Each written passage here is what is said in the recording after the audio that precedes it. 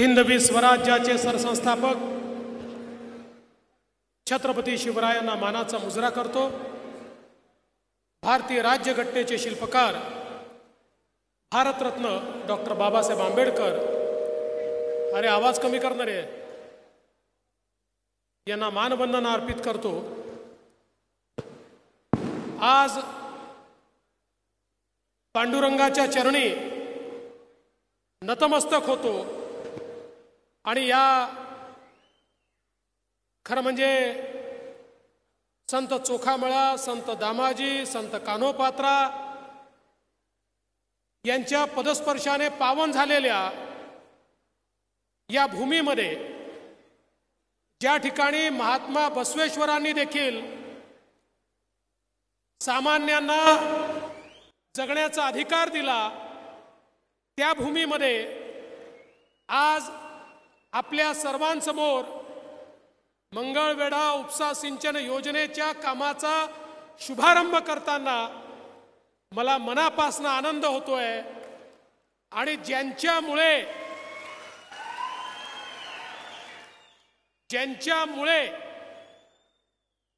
ही योजना या ठिकाणी होते ते या तालुक्याचे पाणीदार आमदार समाधान अवताडेजी,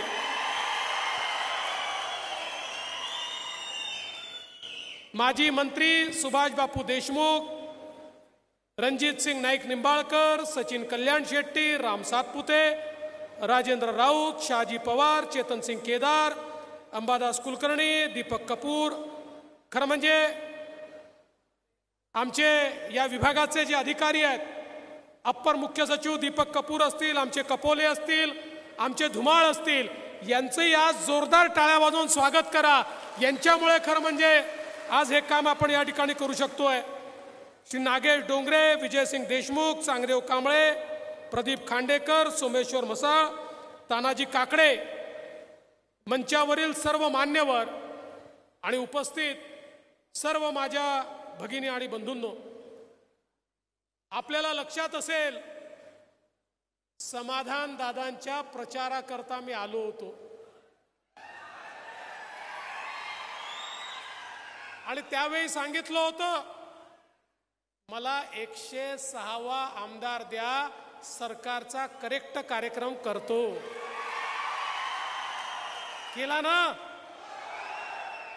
तुम्ही मला आमदार दिला आणि मी सरकारचा करेक्ट कार्यक्रम करून आपलं सरकार, महायुतीचं सरकार शिंदे साहेबांच्या नेतृत्वात या महाराष्ट्रामध्ये आणलं।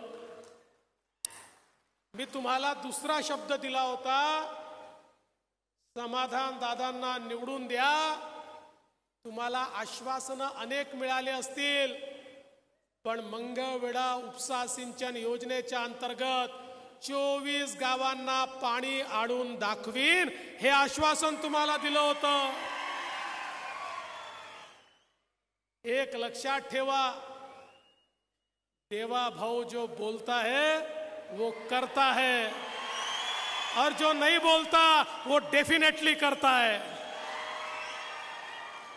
त्यामुळे तुम्ही एक मत जे या ठिकाणी दिलं, समाधानला मत दिलं, समाधानने तुमचं समाधान करून दाखवलं आणि आज हा कार्यक्रम या ठिकाणी होतोय। खरं म्हणजे पूर्वीच्या काळात लोक याला अशक्य म्हणायचे। आपल्याला कल्पना आहे, युतीच्या सरकारमध्ये या अनेक योजना आपण सुरू केल्या, पण मध्यंतरी 15 वर्ष या योजना बंद होत्या आणि लोक म्हणायचे पाणी पोचूच शकत नाही। मी मुख्यमंत्री झालो त्यावेळी केंद्र सरकारची मदत घेतली, मोदी सरकारची मदत घेतली आणि ठरवलं पश्चिम महाराष्ट्रामध्ये सातारा, सांगली आणि सोलापूर जिल्ह्यातला दुष्काळ हा मी भूतकाळ करून दाखवेन, हा दुष्काळ संपवून दाखवेल। आणि आज सांगताना आनंद वाटतो, सातारा जिल्हा रणजित सिंग नाईक निंबाळकर बसलेले आहेत। रणजित दादा, सातारा जिल्ह्यामधला दुष्काळ आपण संपवून दाखवला। आज सातारा जिल्ह्यामध्ये ज्या तालुक्यांना दुष्काळी तालुका म्हणायचे ते आता दुष्काळी राहिले नाहीत. ही अवस्था साताऱ्यात करून दाखवली, तीच सांगलीमध्ये करून दाखवली. टेंभूचं काम हे आपण, म्हैसाचं काम हे आपण त्या ठिकाणी पूर्ण करण्यात आणलं. आणि मागच्या काळामध्ये सांगोला उपसा सिंचन योजना आपण केली. 50,000 एकर सांगोल्यातली जमीन ज्या ठिकाणी पाणीच कोणी पाहिलं नव्हतं ती ओलिताखाली आणण्याचा विक्रम हा आपण करून दाखवला. आणि आज मंगळवेढा उपसा सिंचन योजनेच्या कामाची सुरुवात आपण करतोय. आणि याही ठिकाणी 17,000 हेक्टर जमीन पूर्णपणे ओलिताखाली आपण आणतोय. कारण आपण निर्णय घेतला की आता पाटाचं पाणी नाही, पाईपचं पाणी शेतकऱ्यांच्या शेतीपर्यंत न्यायचं. आणि पाईप पद्धतीनं प्रत्येक शेतकऱ्याच्या शेतीत पाणी नेलं आणि ड्रिपच्या माध्यमातून थेंब थेंब पाण्याचा उपयोग केला. आज पूर्णपणे परिवर्तन होताना आपल्याला दिसतंय. तुम्हाला आश्चर्य वाटेल, मला अनेक लोक विचारतात, अहो पाणी तुम्ही आणलं कुठनं, तुम्ही हे पाणी पैदा केलं कुठनं, कुठे 2 TMC देताय, कुठे 6 TMC देताय, कुठे 8 TMC देताय. पण मी माझ्या अधिकाऱ्यांचं अभिनंदन करतो. शेवटी मनामध्ये करण्याची जिद्द असावी लागते, जिद्द. मी सांगितलं आपल्याला करायचं आहे. आमच्या अधिकाऱ्यांनी फेर नियोजन केलं, पाण्याचा थेंब थेंब वाचवला, PDN पद्धत केली, ड्रीप इरिगेशन केली आणि मोठ्या प्रमाणात पाणी उपलब्ध झालं. या ठिकाणी 3ही जिल्ह्यांच्या ज्या गावांना जन्मात पाणी मिळणार नाही असं लोक म्हणायचे, ती गावं पाणीदार करण्याचं काम हे आपण या ठिकाणी करून दाखवलं. एकीकडे जलयुक्त शिवारच्या माध्यमातून जलसंधारणाचं काम केलं आणि दुसरीकडे या सगळ्या टेंभूची असेल, म्हैसाळची योजना असेल, वेगवेगळ्या योजनांच्या माध्यमातून लोकांच्या, शेतकऱ्यांच्या शेतीपर्यंत पाणी पोहोचवण्याचं काम हे आपण या ठिकाणी केलेलं आहे. आणि म्हणून बंधू भगिनींनो, खऱ्या अर्थानं लोकांच्या जीवनामध्ये परिवर्तन करायचं असेल तर पाणी आलं की परिवर्तन होतं. पाण्याने शेती पिकते, पाण्याने बागायती होते, पाण्यामुळे उद्योग येतो, पाण्यामुळे रोजगार मिळतो. ते पाणी तुमच्यापर्यंत पोहोचवण्याचं काम हे आपण या ठिकाणी केलेलं आहे.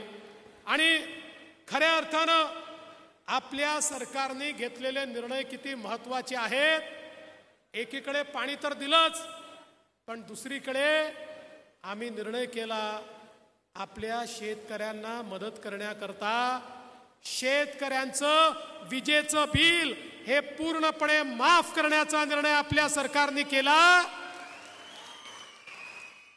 आता तुम्हाला बिल येतंय, पण ज्याच्याकडे बिल आलं असेल त्याला माहिती आहे, त्या बिलात लिहिलं असतं भरावयाचे पैसे 18,000 रुपये, सरकारने भरलेले पैसे 18,000 रुपये आणि शेतकऱ्याला भरायचे पैसे 0,0,0. एकही पैसा शेतकऱ्याला भरायचा नाही. शेतकऱ्यांना मोफत वीज देण्याचा निर्णय आपण केला. एवढंच नाही, दुसरा निर्णय आपण केला, शेतकऱ्यांना दिवसा वीज दिली पाहिजे. आपण अर्धे दिवस सकाळी, अर्धे दिवस रात्री, म्हणजे माझ्या शेतकऱ्यांनी आपल्या शेतीत राबायचं, हाडाचं काढं करायचं, रक्ताचं पाणी करायचं आणि त्या ठिकाणी शेतमाल पिकवण्याकरता रात्रीचा दिवस करायचा. आम्ही निर्णय केला दिवसा शेतकऱ्याला 12 तास वीज मिळाली पाहिजे. देशातली पहिली शेतीची वीज वितरण कंपनी ही महाराष्ट्रामध्ये काढली. आता आमच्या शेतकऱ्यांकरता वेगळी वीज कंपनी आहे, ज्या कंपनीतनं शेतकऱ्यांना वीज देतोय. आणि 12,000 मेगावॅटचे सोलरचे प्रोजेक्ट हे आपण सुरू केले.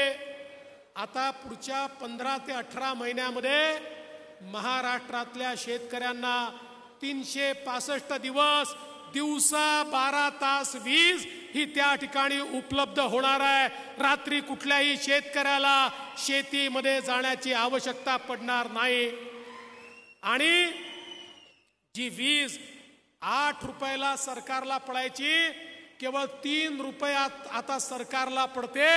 म्हणजे सरकारची 5 रुपये प्रति युनिटची बचत, 10,000 कोटी रुपयाची बचत आता आपण सुरू केली.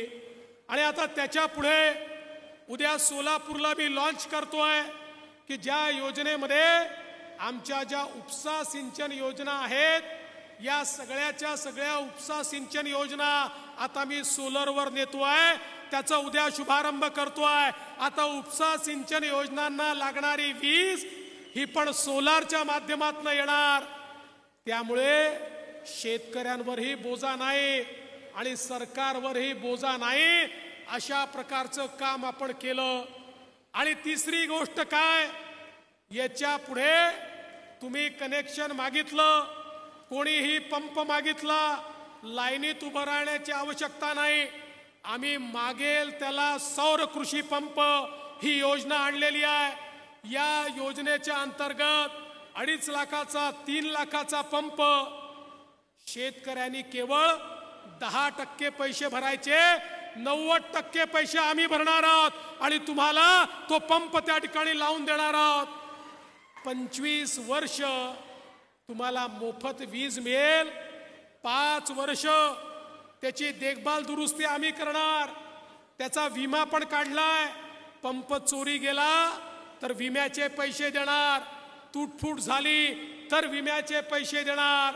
म्हणजे आता शेतकऱ्याला वाट पाहण्याची आवश्यकता नाही आहे. तुम्ही थेट अर्ज करायचा, 10% पैसे भरायचे आणि 1 महिन्याच्या आत तुमच्या शेतीमध्ये सौर कृषी पंप त्या ठिकाणी फिट झालेला असेल. अशा प्रकारची योजना आपण आणलेली आहे. बंधू भगिनींनो, हे सरकार शेतकऱ्यांचं सरकार आहे. शेतकऱ्यांना दिलासा देणारं सरकार आहे. 1 रुपयात पीक विमा आपण आणला. 1 रुपयातल्या पीक विम्यातनं आपल्या शेतकऱ्यांना 8,000 कोटी रुपयाचा फायदा आपण दिला. एकीकडे शेतकऱ्यांचा विचार आपण करतोय आणि दुसरीकडे आपल्याला माहिती आहे आमच्या सगळ्या लाडक्या बहिणी या ठिकाणी बसलेल्या आहेत. आपल्या सरकारने महिलांकरता निर्णय केले.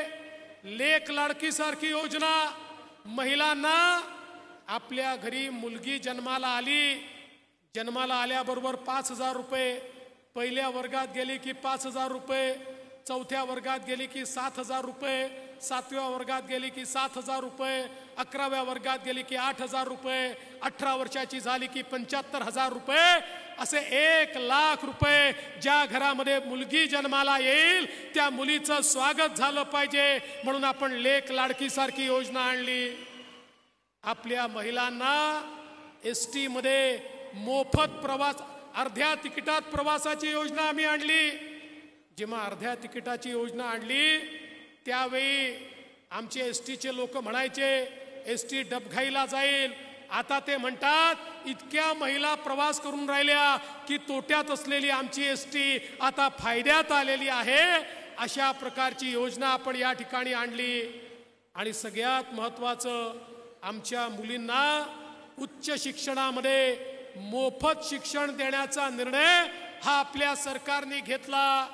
आणि आमच्या बहिणींना 1,500 रुपये महिन्याला, आमच्या लाडक्या बहिणींना ओवाळणीच्या रूपानं देण्याचा निर्णय आम्ही घेतला. आमचे विरोधक म्हणत होते होणार नाही. आता बहिणींच्या खात्यामध्ये पैसेही जायला सुरुवात झाली आणि ऑक्टोबर आणि नोव्हेंबरचे पैसे तर ॲडव्हान्स मध्ये देण्याची सुरुवात आम्ही केलेली आहे. प्रत्येक बहिणीच्या खात्यामध्ये आता हे पैसे चाललेले आहेत. आणि म्हणून मी बंधू भगिनींना एवढंच सांगतो, हे तुमचं सरकार आहे. तुमच्या आशीर्वादानं ही सगळी कामं आम्ही करू शकलो. जी 32 कामांची यादी समाधान दादांनी वाचली, माझ्या इकडे ती यादी आहे, पण एवढी मोठी यादी वाचून मी तुमचा वेळ घेणार नाही. पण तुमचे आशीर्वाद होते म्हणून समाधान दादांना आम्ही ताकद दिली. तुमचे आशीर्वाद होते म्हणून योजना पूर्ण झाल्या. तुमचे आशीर्वाद होते म्हणून परिवर्तन होताना दिसतंय. आणि पुढे तुमचा आशीर्वाद राहिला तर या मतदारसंघाला नंबर 1 केल्याशिवाय या ठिकाणी आम्ही राहणार नाही. आणि म्हणून खरं म्हणजे आज या निमित्ताने एवढंच सांगतो की आपण सगळ्या पालख्या या ठिकाणी आलेल्या आहेत आणि आमची जी ग्रामदेवता आहे त्याच्या साक्षीनं एवढंच सांगतो, तुम्ही दादांना ताकद द्या, आमची ताकद त्यांच्या पाठीशी आहे आणि या ताकदीच्या भरोशावर एक मोठं परिवर्तन आपण करून दाखवू, एवढंच या निमित्ताने बोलतो आणि माझं बोलणं संपवतो. धन्यवाद. जय हिंद, जय महाराष्ट्र.